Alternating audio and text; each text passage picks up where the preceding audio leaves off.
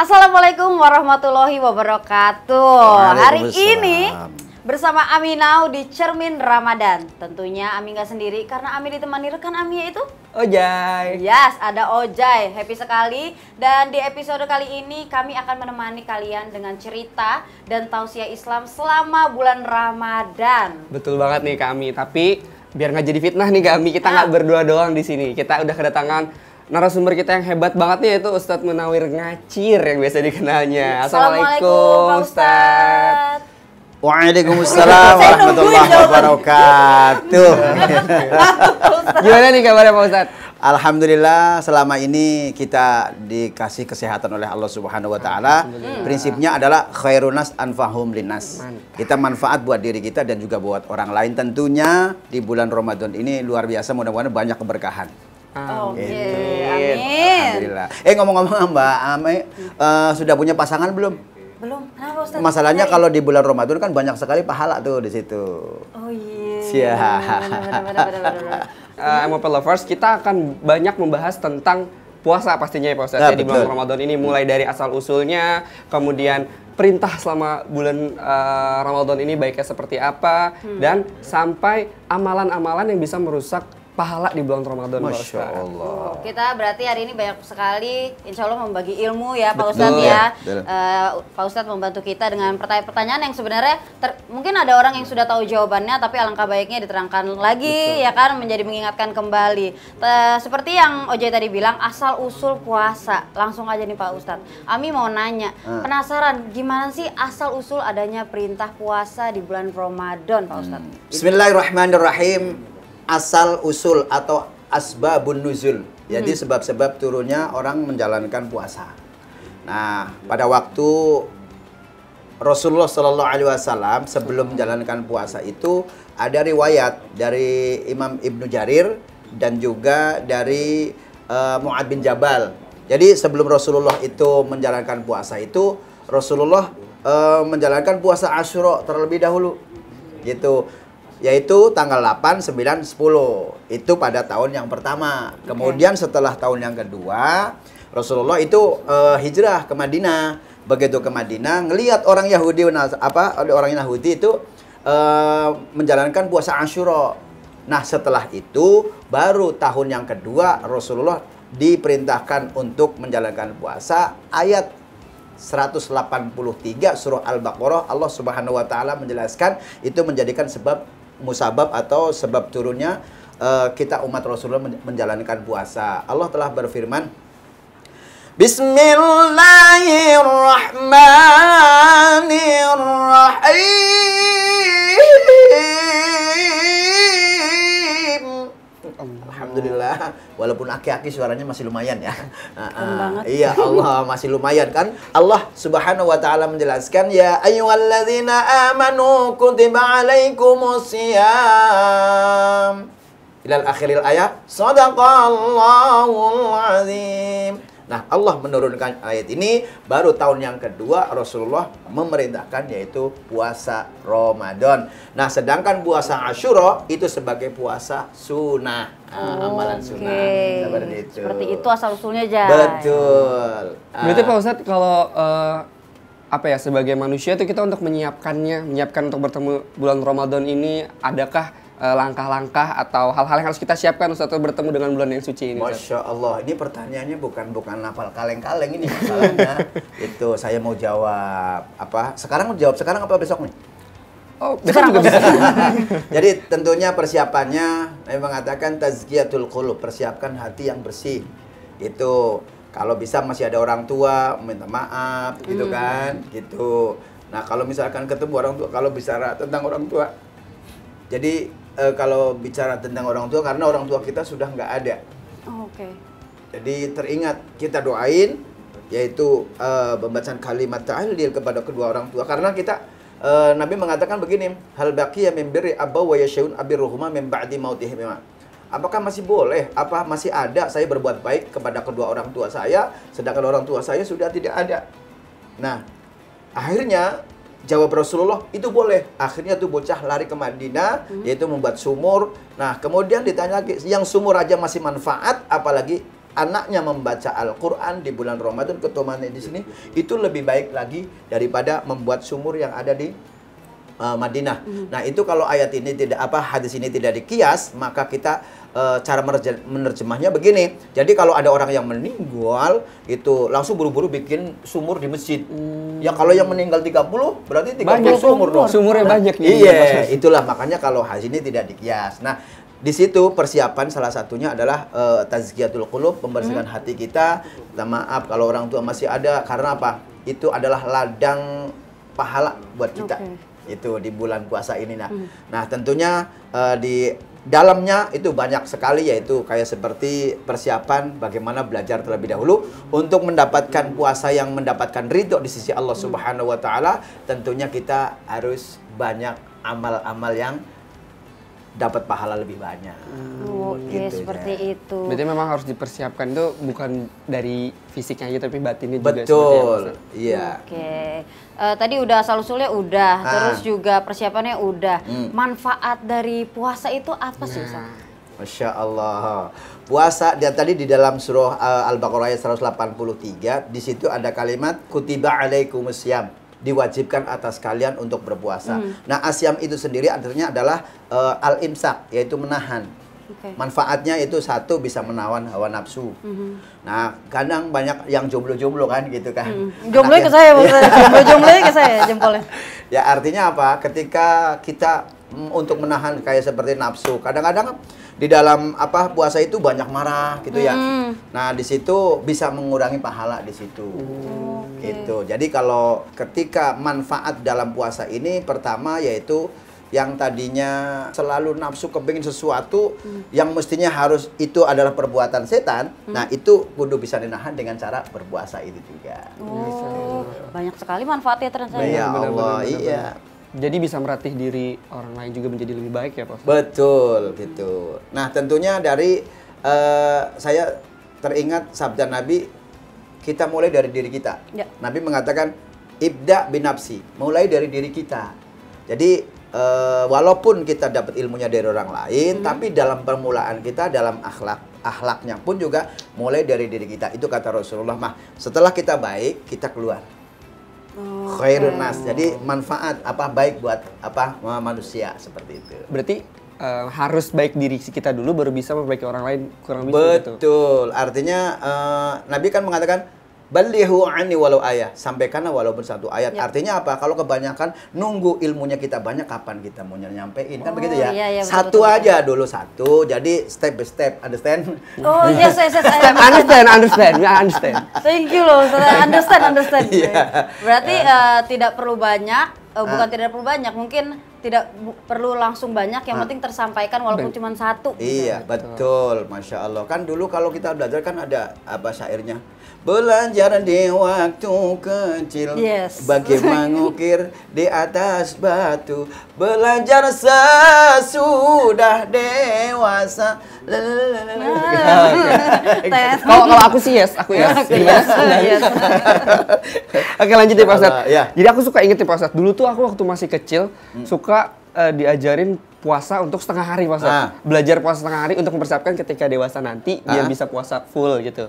Nah, ini tuh hukumnya gimana Pak Ustadz dengan puasa yang setengah hari ini? Apakah pahalanya atau ibadah kita diterima sama Allah atau memang itu ya sebagai pembelajaran aja untuk anak kecil? Kalau litarbiyah atau pendidikan itu sah-sah aja. Tapi apakah ada pahalanya? Ya namanya nggak sempurna. Nah, di sini ketika litarbiyah buat anak-anak kita ya minimal di step by step. Artinya sampai jam 10, sampai jam 12, ya namanya masih kecil kan, ya namanya belum balik, sah-sah aja gitu kan.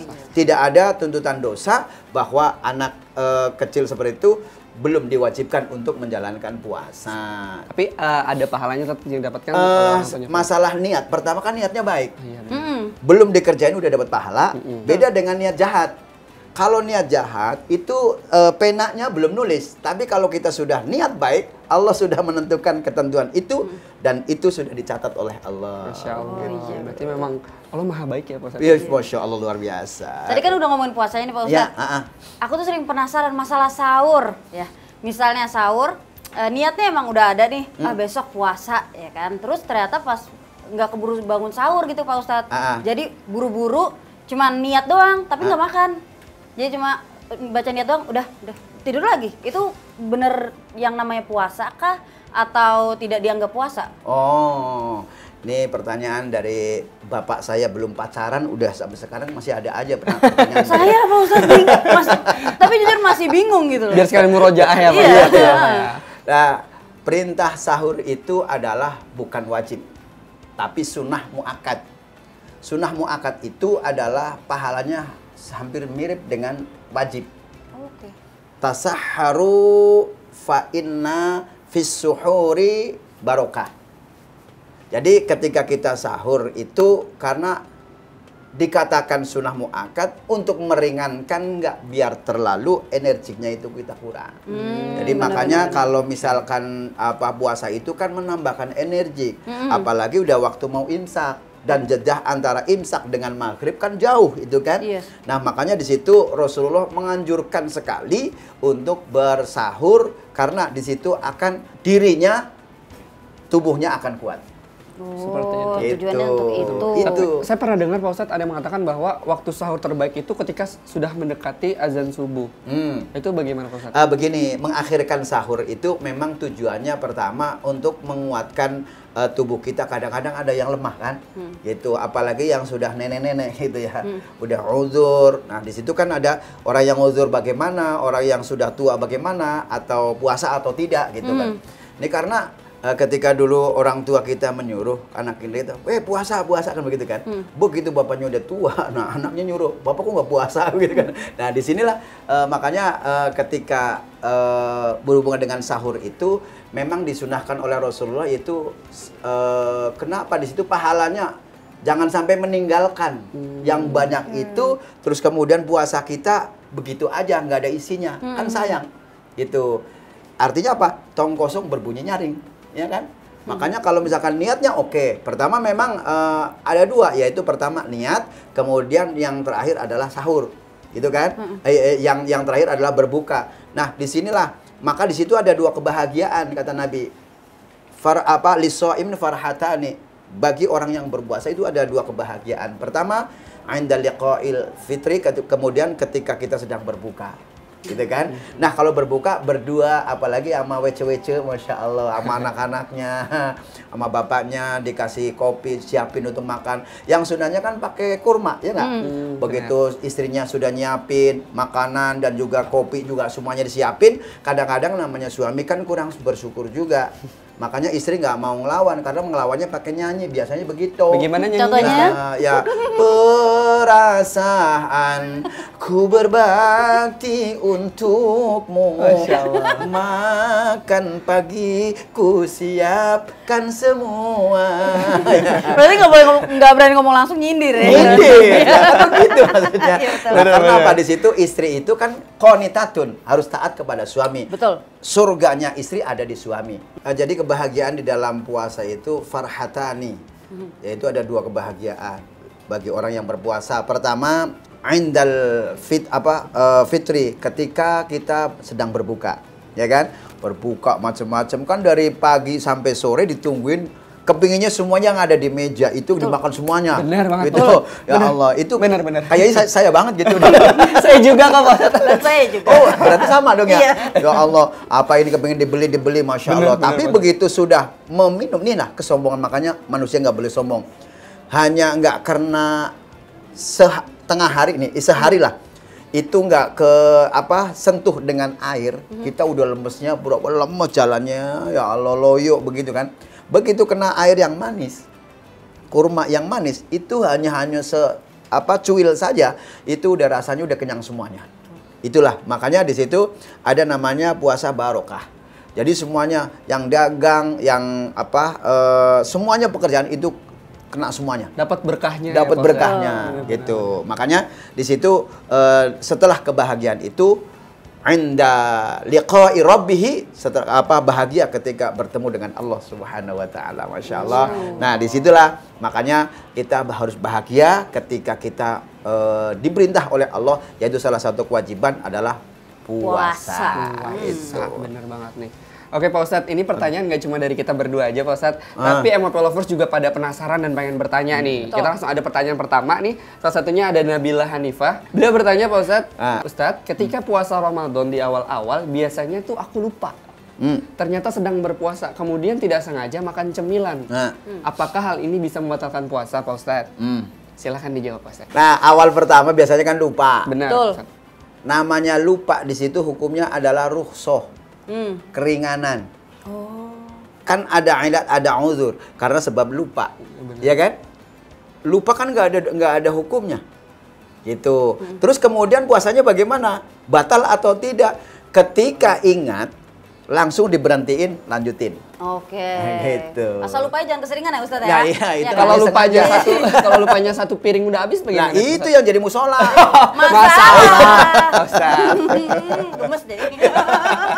Berarti nggak apa-apa Gitu. asal itu beneran lupa. Benar-benar. Tidak ada unsur kesengajaan juga ya kan. Berarti Betul. masih boleh dilanjutkan. Boleh. Oke. Berarti kalau kayak gini Ustadz, afwan ya Ustadz, misalnya kayak kita lagi makan nih, terus inget yang di mulut itu kita keluarkan atau telan, nanggung nih. iya maksudnya Ya takutnya kan dikeluarin, mubazir ya gitu. keluarin. Oh, tetap Nah, dikeluarkan. keluarin. Ustadz. Kan masih banyak yang nungguin.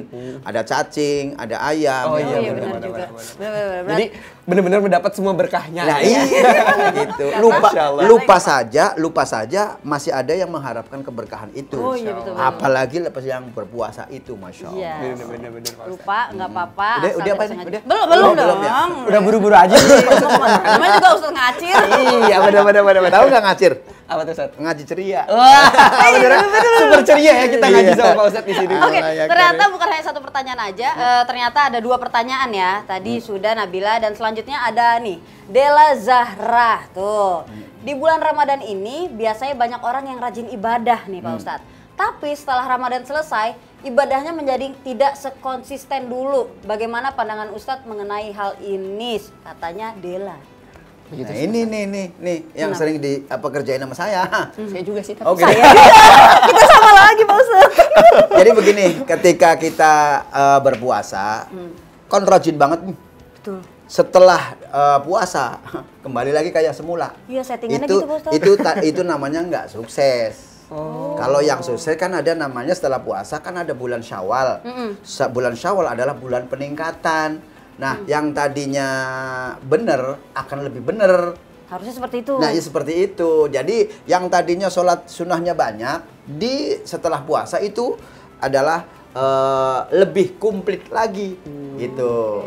Nah, kalau misalkan di bulan yang berikutnya terus kemudian malah menurun, ini ada yang salah ketika menjalankan puasa. Oke. Boleh juga ngerepotin orang lain, minta duit melulu sama maknya gitu kan, padahal udah gede kan. Padahal mak sama bapak kan udah ngurumatin dari kecil ya. nggak ada ke saya sih. Karena lu yang minta malu.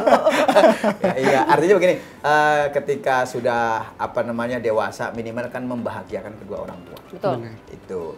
Ini kan ada begitu udah puasanya rajin, ibadahnya rajin, mengeselin aja sama orang tua banyak begitu kan. Nah, ke saya ya. Ada, ada tetangga gitu ya Allah, tetangga jauh laut gitu. Iya, seperti itu ya. Oke, Nabila dan Dela, semoga pertanyaannya sudah terjawab ya Betul. secara jelas oleh Pak Ustadz. Terima kasih Pak Ustadz. Tapi by the way, ada yang masih mengganjal dari aku ya. Aku mau tahu.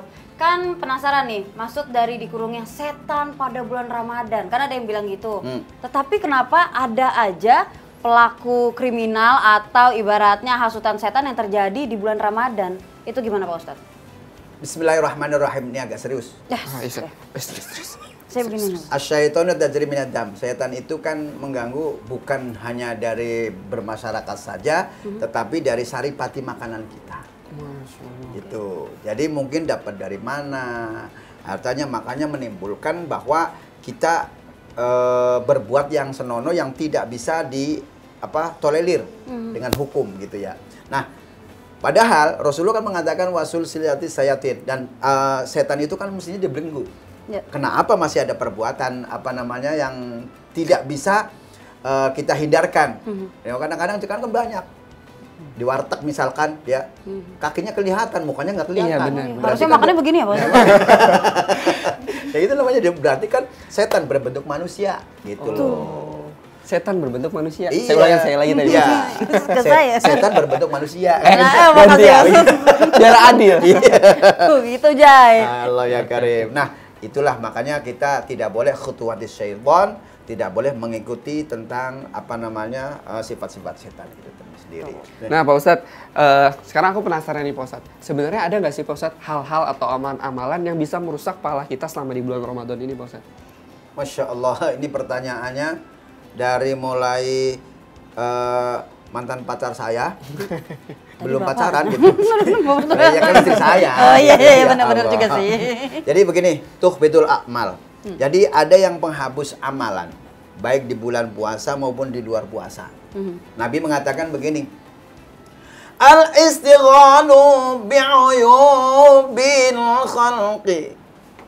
Jangan kau sibukkan dengan kerjaan orang lain. Sibuklah dengan pekerjaan sendiri. Ini kan kadang-kadang kita apa namanya kepoin orang. Betul. Gitu. Kita sudah seperti ini.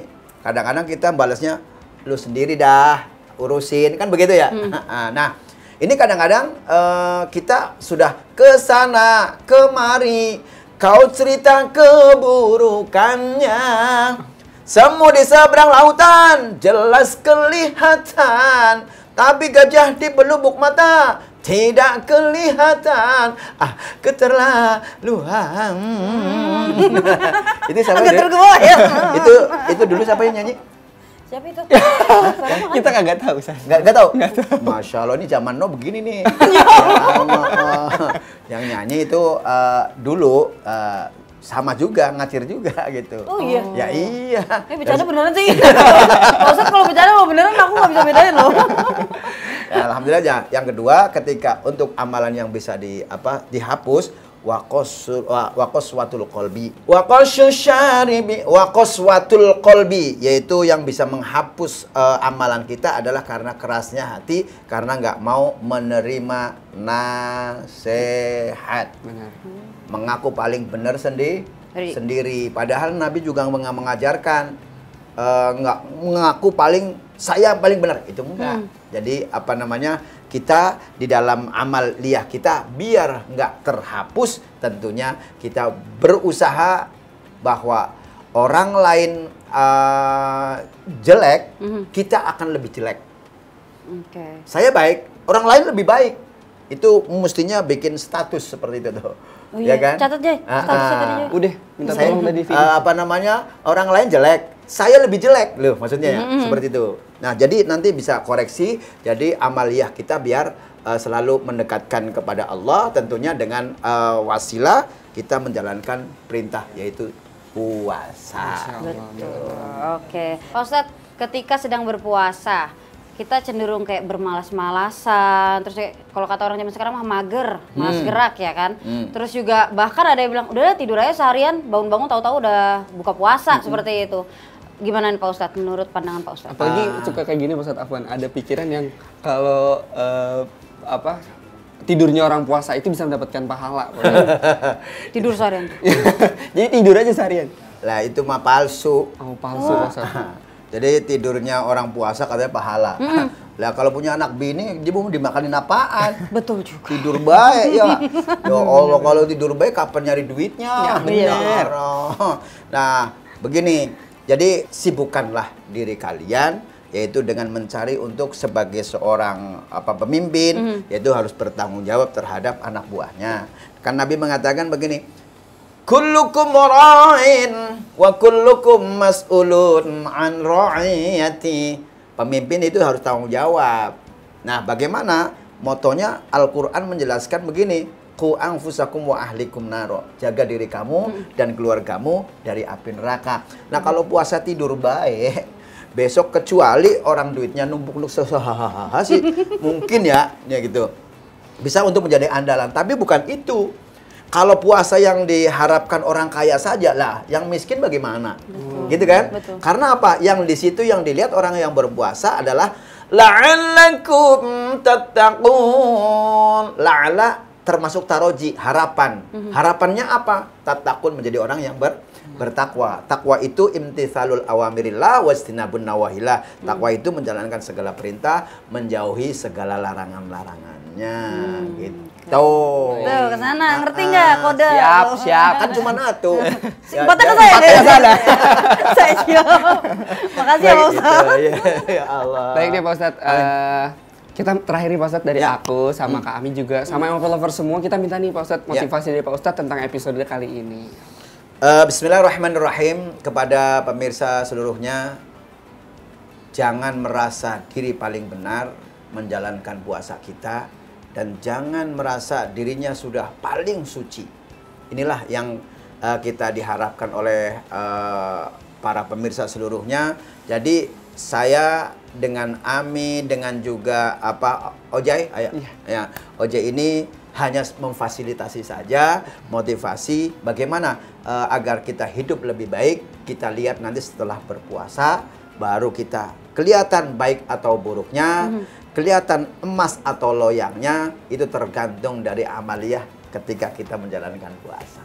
Masya Allah, itu dia MOP Lovers, kajian atau pembahasan yang sudah dibahas sama Ustadz Munawir. Semoga bisa bermanfaat untuk saya pribadi, untuk kami, dan untuk MOP Lovers semuanya. Amin. Oke, terima kasih MOP Lovers sudah menyaksikan Cermin Ramadan episode kali ini dengan cerita dan ilmu di Cermin Ramadan yang sudah di-share juga oleh Pak Ustadz Munawir. Terima kasih banyak Pak Ustadz. Terima kasih banyak. Saya punya pantun. Boleh, cakep. Cakep. Nenek lampir naik sepeda. Cakep. Mundur ke belakang kecebur sumur. Cakep. Para followers kepengen lihat Pak Munawir, ingat waktu tidur. Oh iya benar ya kan.